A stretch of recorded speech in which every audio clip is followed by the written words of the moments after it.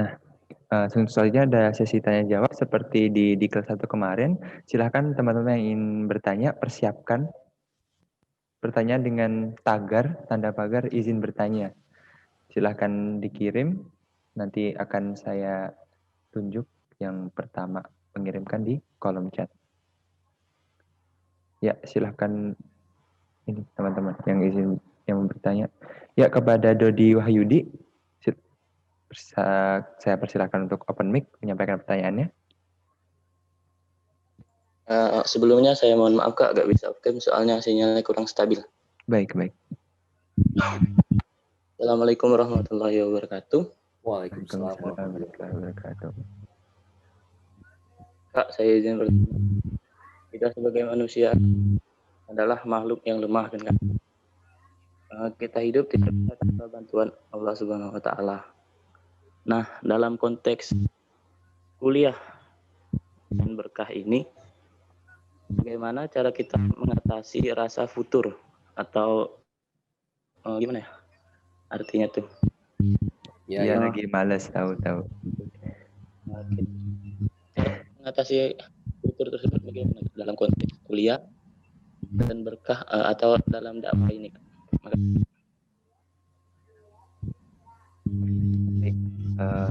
Langsung dijawab saja Kak Fahmi ya. Oke, Mangga. Mangga Kak. Iya, Dodi jurusan apa? Teknologi pakan Kak. Fakultas FAPEP ya. Jadi gini, Dodi dan kawan-kawan yang dirahmati Allah, futur itu adalah fenomena yang lumrah yang secara sunatullah terjadi di kita gitu ya. Even saya gitu ya, even juga orang-orang yang hebat-hebat yang lain gitu ya. Insya Allah futur itu terjadi. Kenapa? Karena Allah sebenarnya Rasulullah SAW juga menyampaikan bahwa al-imanu yazidu wa yankus gitu. Jadi iman itu naik dan turun. Nah, yang jadi penting buat kita adalah begini. Ketika al-imanu yazidu wa yankus, pertanyaan pentingnya ya naik dan turun itu adalah konsekuensi itu adalah akibat. Nah, sehingga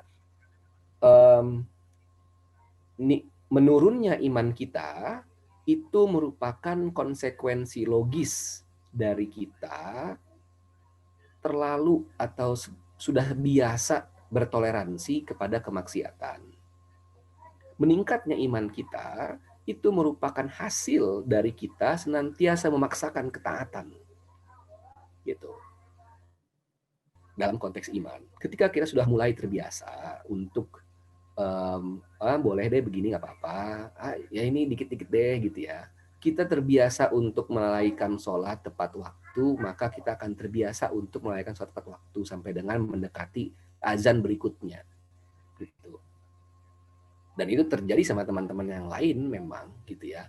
Pada saat kita misalnya pas azan langsung tiba-tiba sholat, teman-teman masih nongkrong aja pada saat udah mau, ntar lagi mau asar, baru sholat kayak gitu, itu biasa.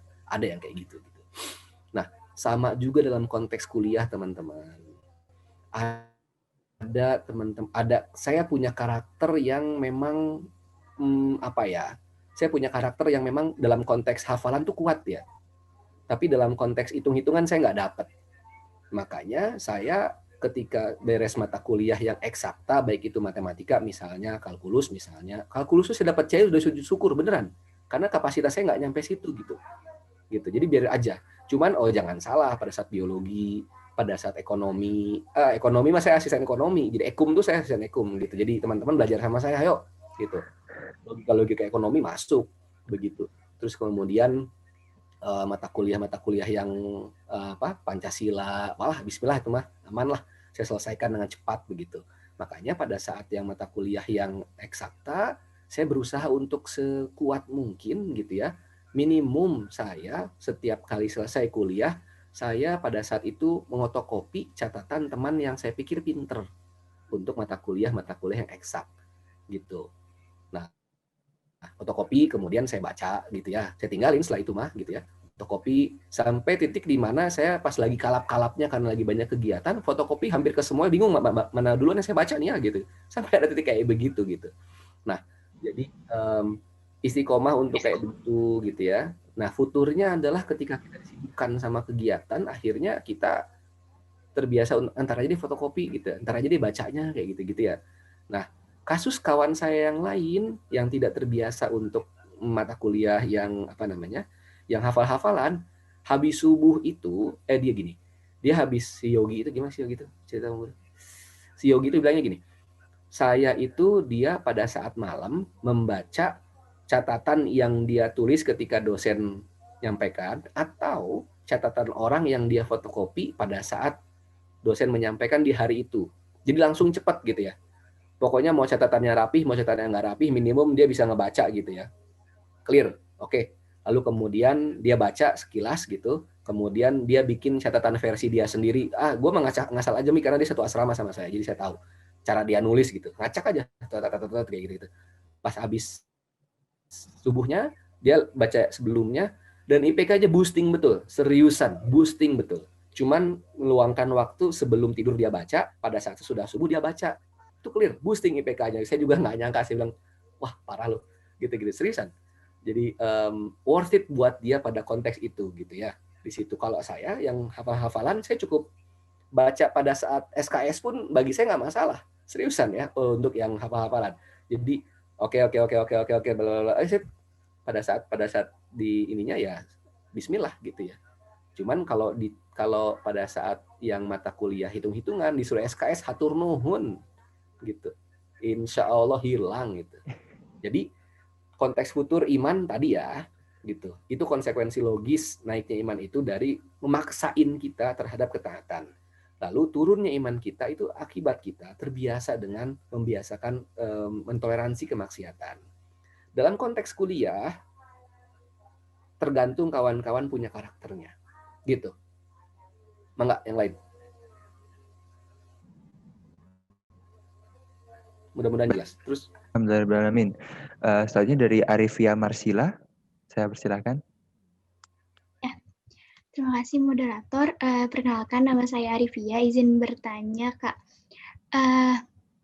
Pengalaman saya dan saya pernah dengar gitu ada seorang tokoh berbicara di YouTube gitu, video di YouTube bahwa orang-orang yang berdakwah di jalan Islam ini menurut dia ini menganggap dirinya tuh eksklusif gitu Kak. Nah, menurut Kakak tuh gimana gitu biar kita tetap, sebenarnya kita juga berusaha untuk inklusif kan, tapi banyak yang menganggap kita tuh eksklusif gitu Kak. Menurut Kakak gimana? Sebenarnya bukan orang yang di YouTube aja yang bilang orang-orang yang berdakwah itu eksklusif ya. Teman-teman dekat-dekat kita juga bilang kita juga eksklusif gitu ya. Tapi yang bilang kayak begitu pada umumnya adalah tadi saya menggolongkan pada 3 karakter itu. Memang itu biasa digaungkan sama teman-teman yang nggak suka sama dakwah begitu. Nah,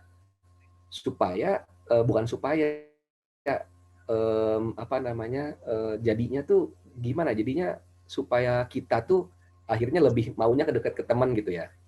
Jadi memang kalau teman-teman yang santai-santai aja yang biasa dekat sama kita, enggak kok, dia mah enggak eksklusif, biasa aja, gue sama dia jalan-jalan aja toh, kan kayak gitu ya kan, gitu. Cuman kalau sama teman-teman yang emang beda frekuensi gitu ya, kalau dia biasa nongkrong sambil nyemok, kemudian sambil main PUBG habis-habisan atau main MOBA habis-habisan kayak gitu kan, malas juga kita temenin dia pada main kan gitu. Terus akhirnya dibilangnya eksklusif lu nggak gaul sama kita gitu. Kalau misalnya lagi pada main PES segala macam, atau kalau yang perempuan pada jalan-jalan, pada kemana segala macam kan, ya nggak juga gitu. Ya kita punya masing-masing aktivitas gitu loh. Nah terus kalau misalnya kan bisa juga kita bilang, lu juga eksklusif, nggak ikutan mentoring sama kita gitu ceritanya. Kan bisa juga kayak gitu. Nah sederhananya gini Mbak Bro. Nah apa ya? Saya itu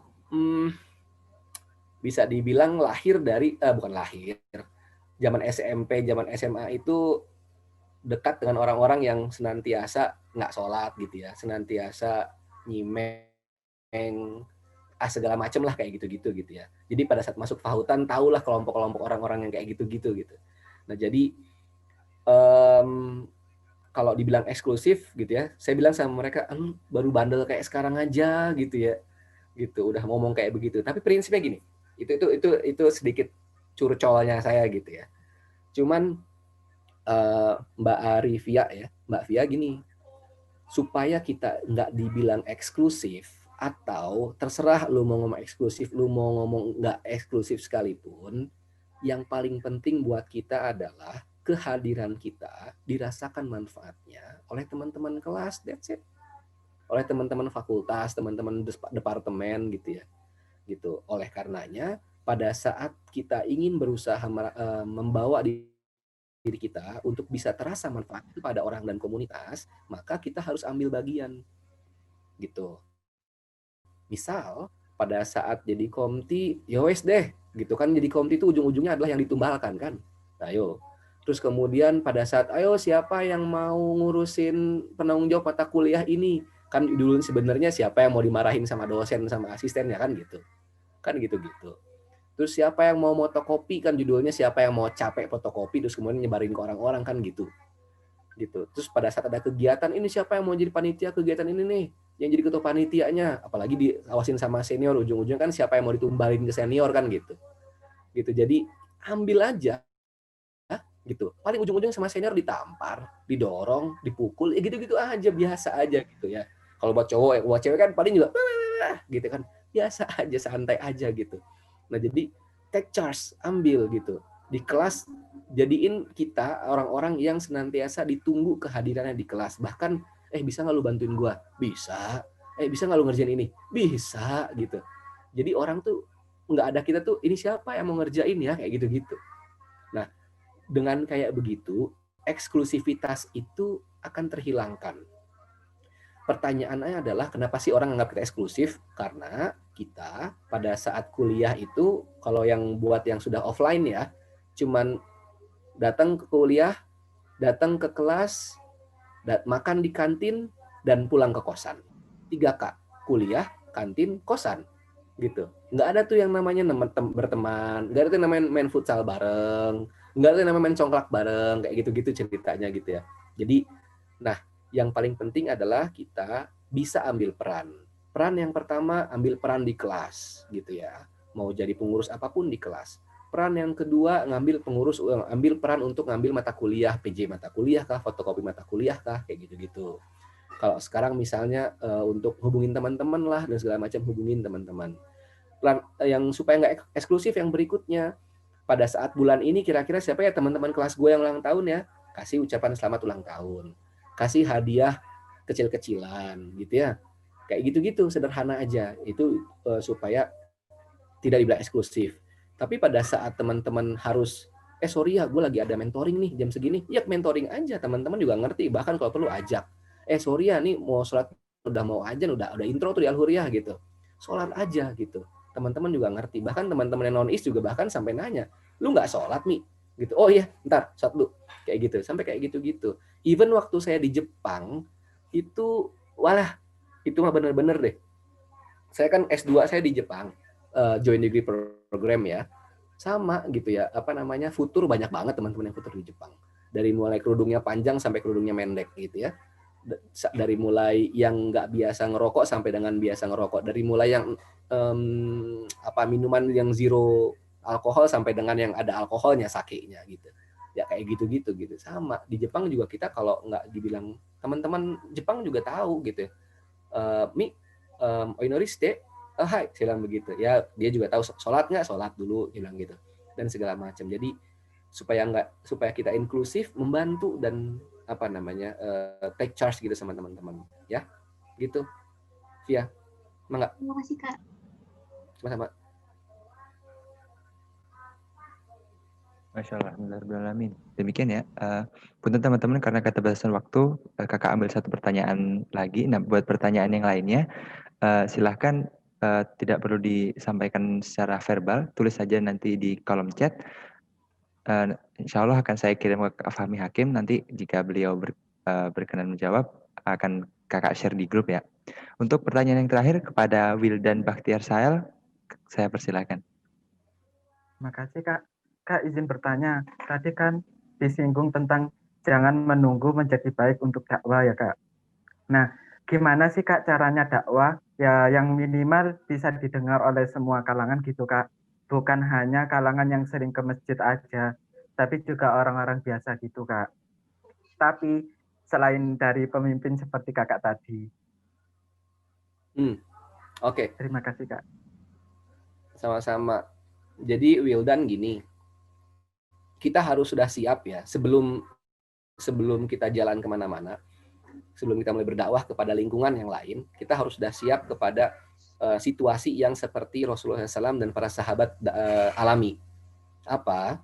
Ketika berdakwah, ada yang langsung menerima dan bersyahadat. Ketika berdakwah, ada yang nyumput. Tahu nyumput ya?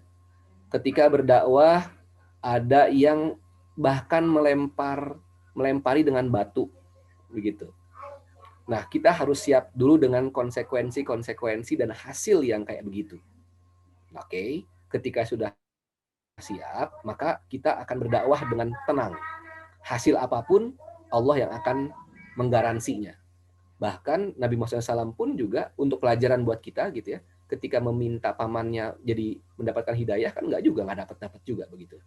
Hal itulah yang kemudian memberi justifikasi buat kita bahwa hidayah itu hanya hak prerogatifnya Allah Subhanahu wa taala. Gitu. Nah, oleh karenanya jangan menunggu baik gitu ya. Apa yang bisa kita kerjakan, apa yang bisa kita bikin teladan, kerjakan dan kemudian kita sebarkan. Ketika kita cuma tahu innamal a'malu binniyat gitu dan segala macamnya, maka kita akan menyampaikan ya sudah niatnya harus baik dulu dong segala macam. Kita sampaikan dia ke orang-orang itu gitu ya. Kita sampaikan ke teman-teman, justru kita juga menyampaikan ke teman-teman yang udah biasa dakwah juga. Targetan dakwah kita itu juga kita dan teman-teman sendiri. Kenapa? Karena kita juga meyakini bahwa teman-teman yang berdakwah, teman-teman yang juga biasa mentoring, itu juga ada kondisi futurnya. Setan yang goda ini pun banyak begitu. Makanya kita pun berdakwah juga ke mereka dengan mengingatkan mereka, udah tilawah belum? Gitu.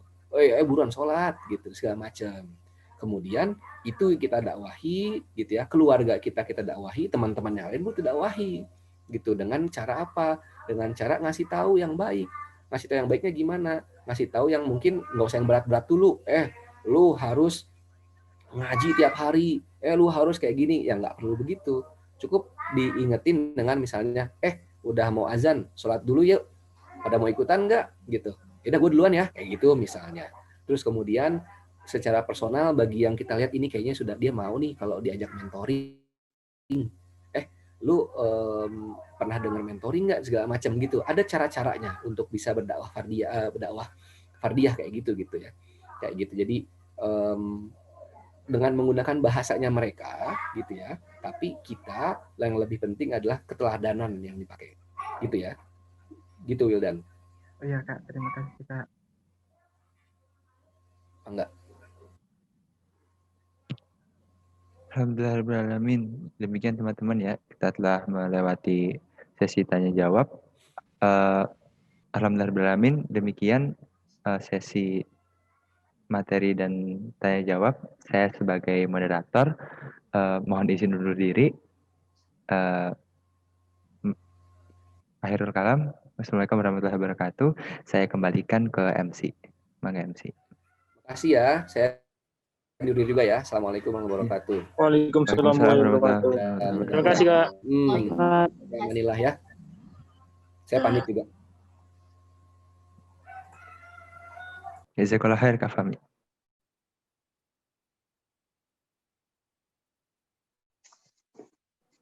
Cek. Wah, sepertinya MC-nya ini ya terdepak keluar. Mungkin gara-gara ini masalah jaringan. Baik,